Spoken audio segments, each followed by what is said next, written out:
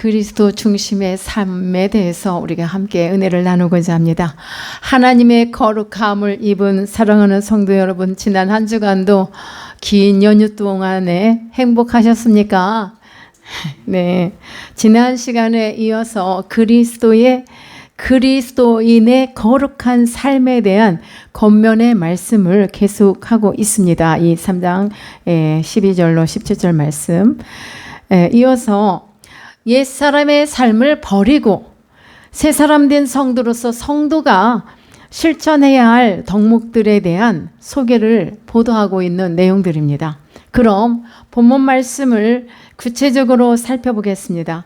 12절로 14절을 먼저 보면은 하나님의 형상을 따라 새 사람 된 성도는 하나님의 형상을 따라 새 사람 된 우리 성도가 하나님의 성품을 본받아 긍휼과 자비와 겸손과 온유와 오래 참음의 성품을 갖춤으로써 성도 간에 서로 용납하고 서로 사랑함으로써 서로 연합하는 삶을 살라고 권면하고 있습니다.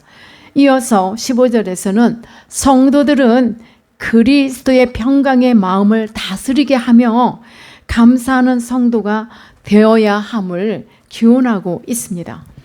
그 다음에 16절에서 17절에서는 그리스도께서 성도들의 예배와 교제와 모든 생활의 중심이 되어야 한다고 강조하고 있습니다.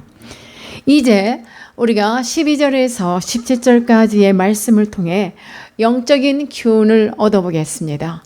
12절을 보면 너희는 하나님이 택하사 거룩하고 사랑받는 자처럼 긍휼과 자비와 겸손과 온유와 오래 참음의 옷을 입고, 옷 입었죠?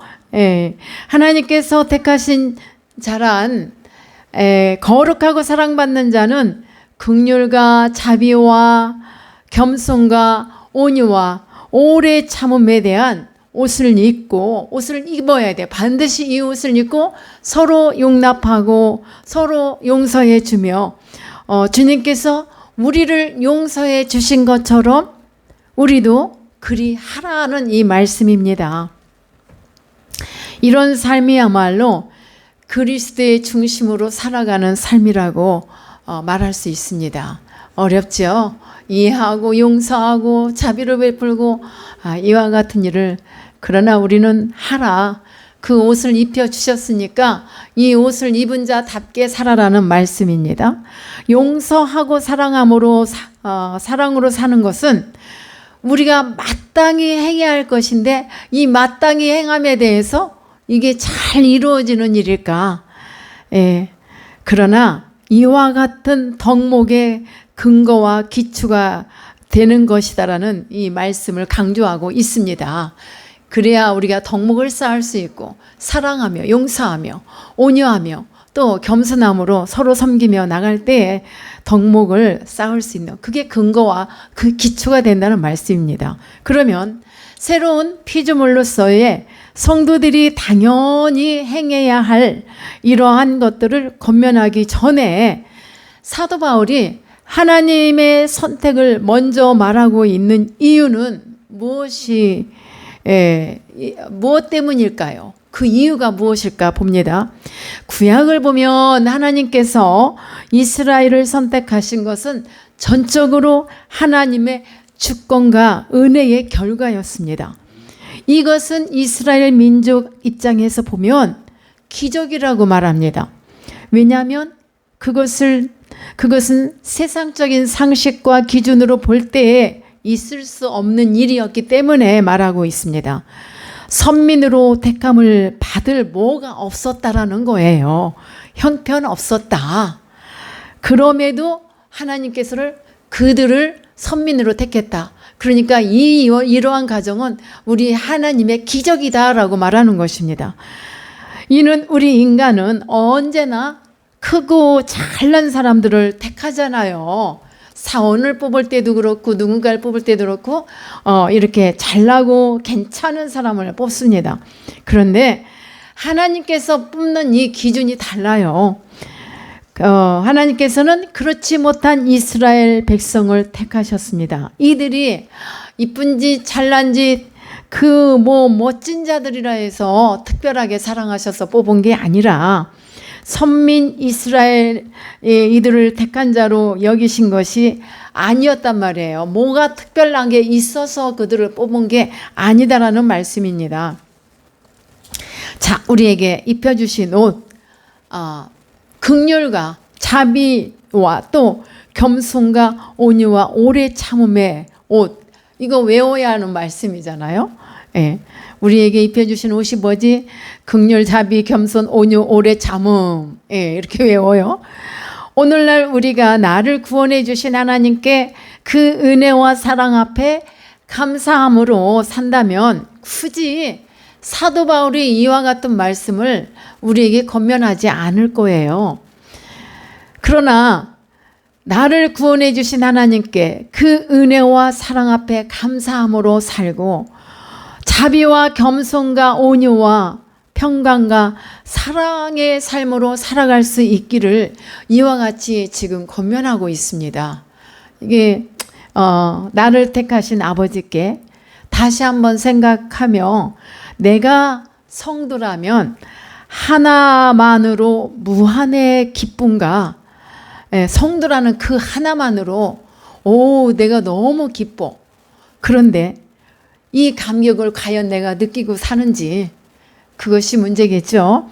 그래서 나를 택하신 아버지께 다시 한번 우리가 생각해서 내가 성도라는 그 하나만으로 무한의 기쁨과 감격을 느끼며 어떠한 상황 속에서도 감사와 인내로 승리함으로써 마침내 우리를 부르신 그 영광에 참여할 수 있는 그런 성도가 다 되시기를 축복합니다. 신명기 33장 29절을 보면요. 이스라엘이여 너는 행복한 사람이로다. 여러분도 행복한 사람입니까? 예. 너는 이스라엘이여 너는 행복한 사람이로다. 여호와의 구원을 너같이 얻은 백성이 누구냐? 나죠. 그죠? 나예요. 나죠. 예. 그는 너를 돕는 방패시요 또 너의 영광의 칼이시로다. 하나님이 갖고 계신 게 있어요. 그죠? 그래서 그걸로 뭐 하실까? 내 대적이 내게 복종하리니 내가 그들의 높은 곳을 밟으리라다. 와, 대단한 말씀이에요. 이 말씀이. 그들의 높은 것, 우리의 적의 높은 것들을 밟으리로다. 하나님이 칼을 갖고 계시고 우리를 지키고 계시고 저 대적들을 물리칠 수 있는 힘을, 능력을 우리에게 주시고 우리를 그렇게 붙들고 계시다는 말씀입니다. 아멘. 그리스도께서 입혀주시는 아름다운 패션을 우리가 한번 생각해 봅시다. 12절의 이 말씀은요, 굉장히 멋진 패션이에요. 네. 자, 긍휼과 자비와 겸손과 온유와 오래 참음의 옷. 그 다음 어떤 옷? 그리스도의 평강 가운데서 성령의 은사를 받고 하나님께 감사와 찬양을 돌리는 거룩한 옷을 입는 거예요. 옷이 참 많잖아요. 되게 멋진 패션이에요. 자,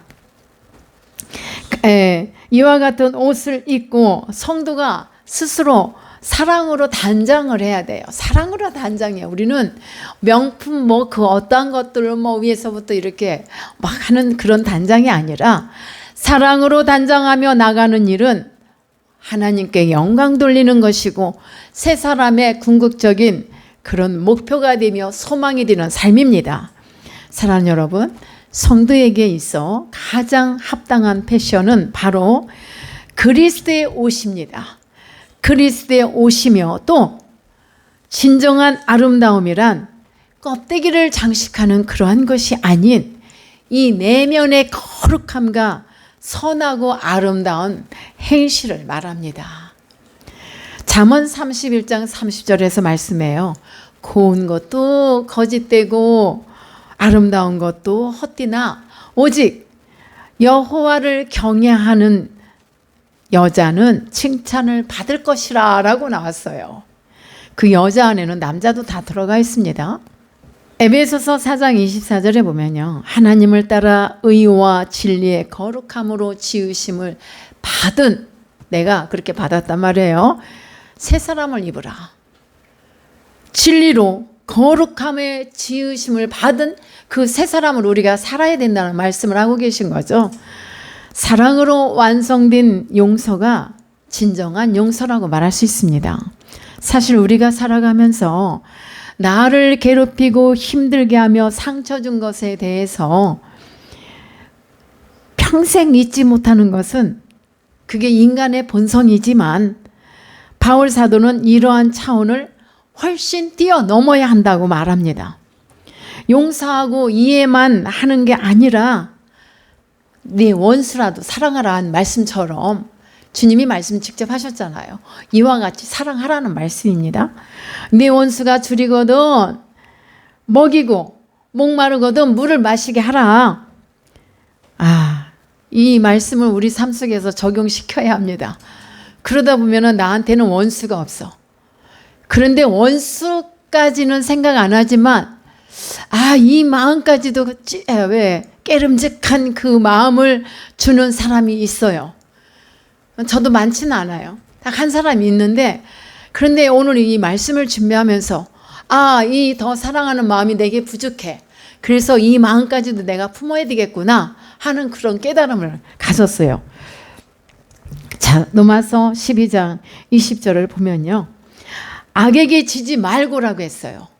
그리고 선으로 악을 이기라. 21절에도 말씀 보면 이런 말씀을 우리가 실천하고 삶 속에서 적용시킬 수 있는 힘은 우리에게는 사실 없어요. 우리가 감히 어떻게 누굴 용서하고 그 원수를 어떻게 사랑해. 그런데 다만 주님께 있음으로 말미암아 저와 여러분은 주님의 사랑과 용서와 그 은혜를 입은 자로서 깨닫고 나갈 때만이 우리 주님께서 우리에게 용서할 수 있는 새 힘, 그 마음을 주시리라 믿습니다. 그리고 행할 수 있도록 붙들어 주실 줄 믿습니다. 그래서 우리는 주님의 사랑과 은혜를 입은 자로서의 삶을 살면서 잠언에서 25장 21절에서 말하는 이 말씀대로 내 원수가 배고파하거든 식물을 먹이고 목말라 하거든 물을 마시오라. 그리고 마태복음 5장 44절에서도 너희 원수를 사랑하라. 사랑하며 또 어떻게 하라? 너희를 핍박하는 자를 어떻게 해요? 그를 위해서 기도하라 합니다. 기도해야 돼요. 내가 조금 내 마음에 흡족하지 않고, 흡족한 게 아니라 마음에 들지 않아. 그런데 그 사람을 위해서 계속 기도하다 보니까 더 사랑으로 다가가야 되겠구나라는 그 깨달음이 와요. 그런데 기도하지 않으면 그거 내 의로 안 되기 때문에 우리는 이 마태복음 5장 44절에서 너희 원수를 사랑하며 너희를 핍박하는 자를 위하여 기도하라. 그리고 어떻게 얼마만큼 용서해야 되냐면 7번씩 7번뿐만 아니라 7번씩 70번씩 7번이라도 용서하려는데 대단한 이 말씀을 우리에게 하라고 하시니 우리는 그 말씀을 순종하며 나가야 되겠죠.